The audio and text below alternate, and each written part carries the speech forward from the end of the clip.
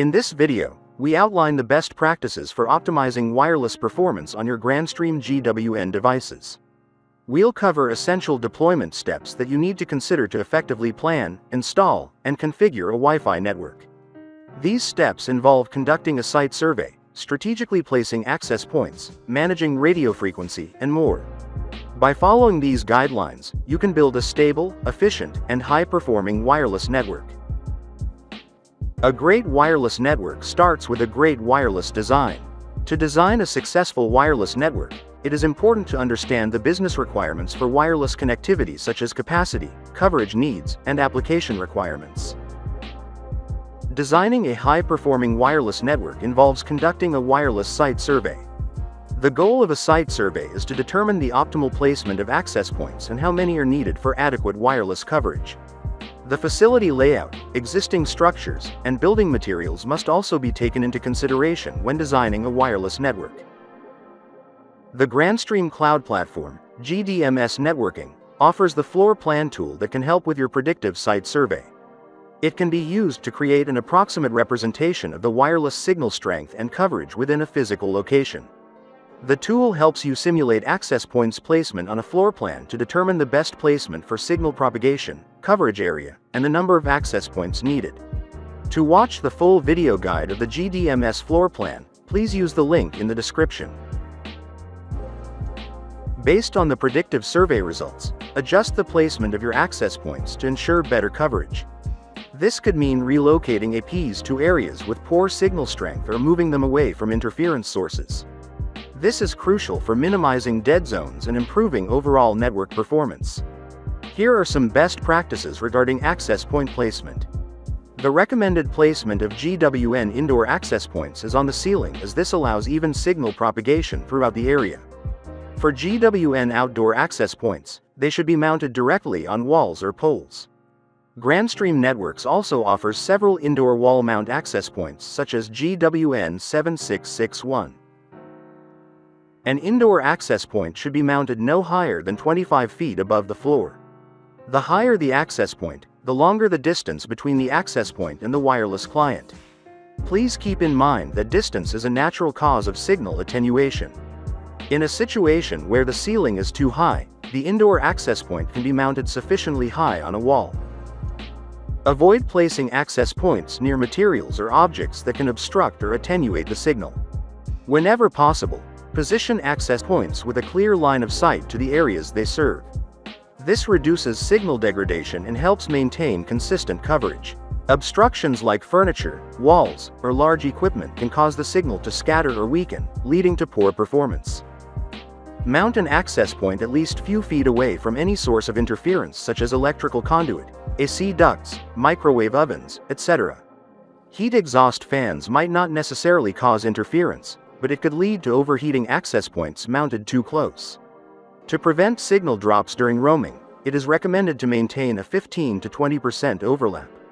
This ensures a wireless client can detect and connect to an adjacent access point while still being connected to the active access point. In addition to these best practices regarding access point placement and wireless coverage optimization, a wireless administrator should also consider the capacity factor when deploying access points. Wireless capacity requirements will have a significant impact on how you design for coverage. More importantly, coverage is not just about client connectivity, but also about client performance. An optimized coverage means the wireless client can roam efficiently while still performing at high data rates. Identifying the number of concurrent wireless connections and the required bandwidth, at any given time, will determine the GWN access point model needed for your deployment. Grandstream offers a wide range of access points designed to meet the needs of low to high density wireless environments. For example, GWN 7605 is designed for small to medium user density, while GWN 7664 is ideal for medium to high density deployments. An access point capacity is generally influenced by the Wi-Fi standards it supports, the number of built-in spatial streams, and the type of MIMO technology it uses. Multiple spatial streams with multi-user MIMO technology allow an access point to communicate with more clients simultaneously, which significantly increases the overall wireless throughput and reduces congestion. In addition to meeting the coverage and capacity requirements, a wireless administrator should understand the type of applications and devices that will be used over the wireless network. Device compatibility with the access point's Wi-Fi standards and features is crucial to determine the configuration parameters that should be enabled for Wi-Fi connection.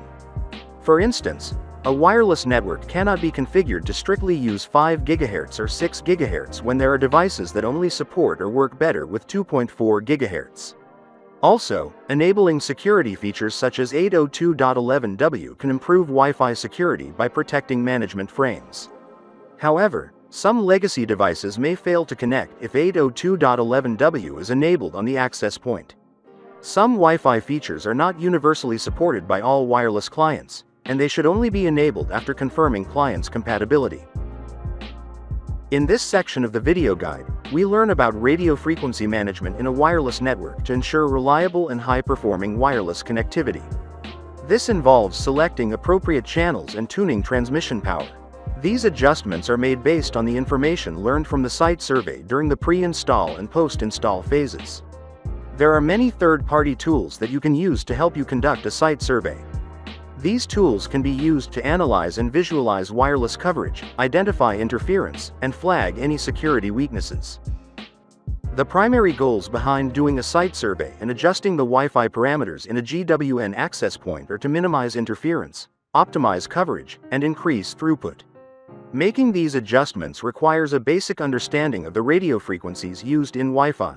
You can watch the video guide about Wi-Fi frequency bands in the description to learn more about the channels and bands used in Wi-Fi communication.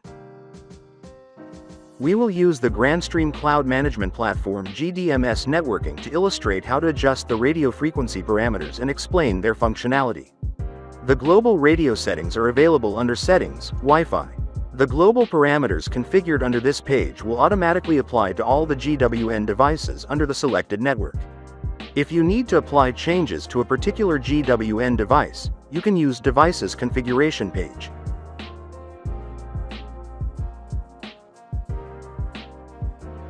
We start with band steering, which is a technique that encourages multi-band devices to connect to a specific band. Wireless administrators generally configure band steering to prioritize 5 GHz to minimize the number of devices using the 2.4 GHz band, which is usually more congested. As illustrated here, without band steering, the wireless client listens to probes from both bands, 2.4 GHz and 5 GHz, and makes the decision to connect to the strongest band. Some wireless clients might connect to 2.4 even if the band is congested and overutilized, even if it's within range of the 5 GHz band, which can offer a better data transmission rate. With band steering set to prioritize 5 GHz, the access point will not probe on the 2.4 band, and it will initially respond only to probes on the 5 GHz band. It will delay 2.4 GHz probes, so clients are more apt to choose 5 GHz, which is less congested and more resilient to interference. While designed to enhance Wi-Fi performance, band steering has potential downsides. Some wireless clients may struggle to connect to the prioritized band, especially during the roaming process. Other clients may not fully support access point steering, leading to unstable connection or compatibility issues. Having said that, band steering is a convenient way to prioritize which band the wireless clients use, but it is always the wireless client that makes the final decision about which band to connect to. Client steering can also be enabled with band steering. This feature allows the access point to direct wireless clients to an adjacent access point with a better signal when one of the specified thresholds are reached. For instance, with this setup, when the detected client RSSI is -75 or lower, the access point will direct the client to roam to a neighboring access point by providing information about neighboring access points such as their BSSID and active channel. It helps a wireless client quickly find the best access point to connect to, leading to fast roaming. The wireless administrator must ensure that access point cells are overlapping at an RSSI value higher than the one configured here. For instance, if the RSSI threshold is set to -80, the cells should overlap at -78 or higher. The access threshold should be properly configured for better load balancing of wireless clients. While client steering can help reduce congestion and simplify roaming, it may cause issues with devices that do not support 802.11k, which is the standard used by the access point to steer clients. For clients that lack 802.11k, they will not be able to determine where to steer or might not even know that they need steering. The next feature is airtime fairness. In wireless communication, only one device can transmit at a time. So, when a slow transmitting device joins a wireless network, it will take longer airtime to transmit data. This causes other devices to wait longer until the slow device completes the transmission of its block of data. To solve this performance problem, airtime fairness can be enabled to equally divide the airtime between devices. It prevents slower devices from monopolizing the airtime and negatively impacting the overall network performance. The parameters under the radio configuration page will apply globally to all the GWN devices in this network. If you need to implement changes to the radio settings for a particular GWN device, go to Devices menu and select the GWN device and make the necessary changes.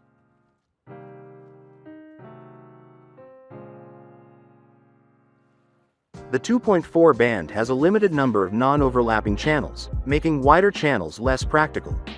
When deploying multiple GWN access points in a facility, always use the 20 MHz channel. For channel selection, there are 3 methods that you can use. Auto channel selection will do a quick scan of available channels and pick the least congested. In this mode, the GWN access point selects the channel one time after provisioning or booting up and continues using it. RRM, or Radio Resource Management, continuously monitors and analyzes the wireless environment and dynamically changes channel selection to the most optimal channel. In a multi-access point deployment, RRM selects the best channel for each access point based on factors such as interference, noise, and congestion. While RRM is designed to optimize network performance by dynamically adjusting channel selection, it can also introduce some downsides. In a wireless environment with excessive radio frequency interference, the access points may frequently switch channels. This will cause wireless clients to disconnect and reconnect as the channel changes, leading to intermittent connectivity issues. In addition, some legacy devices may struggle to switch channels. The third method is the manual selection of channels, which is available only under GWN device configuration page. Experienced administrators who understand Wi-Fi channels and their behavior may choose manual selection to optimize channel use in certain areas in the wireless network. Based on the information learned from the site survey, an administrator might need to adjust the radio power of the access points.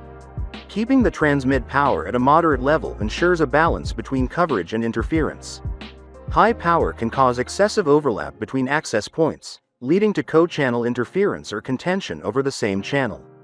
A common pitfall is over-tuning the radio's transmission power. If the transmit power is too high, clients may struggle to communicate back to the AP. This is due to client devices typically having lower transmit powers compared to wireless access points. As a result, an access point may be able to send data that reaches the client, but the client is physically unable to reach the access point with its reply. In addition to dynamic channel selection, RRM can be enabled to dynamically set the transmit power level of each access point.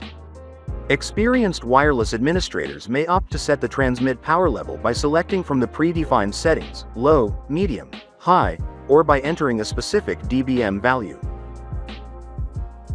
Clients that transmit on lower data rates consume excessive airtime, which can degrade the overall performance of the wireless network due to bottlenecking. You can improve the performance of the wireless network by establishing a minimum data rate or a minimum RSSI. Removing support for slower data rates can force clients to roam to neighboring access points with stronger signals. The logic of minimum RSSI is that the access point will send a management frame with deassociation to notify the wireless client to disconnect when the minimum RSSI is reached. But the handling of this management frame varies across different wireless clients. The value used for minimum RSSI must be carefully chosen. For example, if you set the value -75, you need to ensure the active and the neighboring access point are overlapping at a higher value as illustrated here. While Wi-Fi 6 and 7 are designed with backward compatibility, some legacy devices might experience slower speeds or connectivity issues when Wi-Fi 6 or 7 are enabled on the access point. You can use this feature to disable Wi-Fi 6 and 7 capabilities and force the access point to use Wi-Fi 5 instead. The radio frequency parameters that you can configure under the global radio settings will automatically apply to all access points added to this network. There are configuration parameters that are specific to an SSID, and these are available under Wireless LAN configuration. In addition to the security and control settings that are configured for the SSID, there is the Voice Enterprise feature that we strongly recommend to enable for roaming devices. This feature is designed to reduce the time needed for a device to roam from one GWN access point to another. It is based on the wireless standards 802.11k, R, and V. This is particularly useful for delay-sensitive applications such as voice and video. To learn more about this feature, please watch the video guide about roaming in the description. This wraps up this tutorial that covers the basic guidelines for planning, installing, and configuring GWN access points. Thank you very much for watching.